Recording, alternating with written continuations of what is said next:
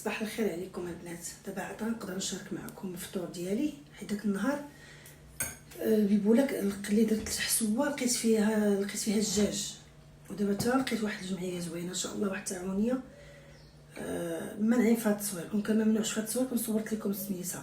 المهم كاينه هي في الوزيز، خديت منها البيبوله زوينه كندير بها الحسوه مخلطه، فيها النافع، فيها سميتو حب رشاد، مخلطه.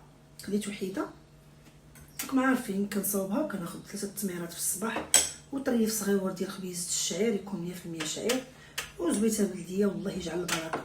كويس ديال اتاي مسوس، حيت كندير شويه العسل وكاين التمر، الله يجعل البركه. كندير عسيله ها هي في بلاصه السكر، الله يجعل البركه.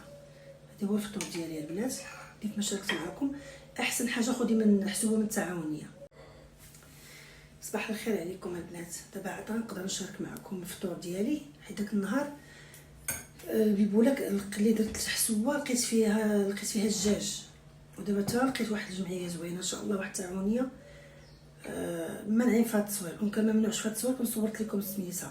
المهم كاينه هي في الوزيز، خديت منها البيبوله زوينه كندير بها الحسوه مخلطه، فيها النافع، فيها سميتو حب رشاد، مخلطه.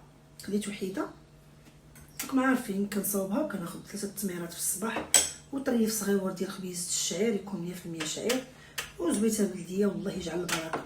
كويس ديال اتاي مسوس، حيت كندير شويه العسل وكاين التمر، الله يجعل البركه. كندير عسيله ها هي في بلاصه السكر، الله يجعل البركه. هذا هو الفطور ديالي البنات كيف ما شاركت معكم. احسن حاجه خدي من حسوه من التعاونيه.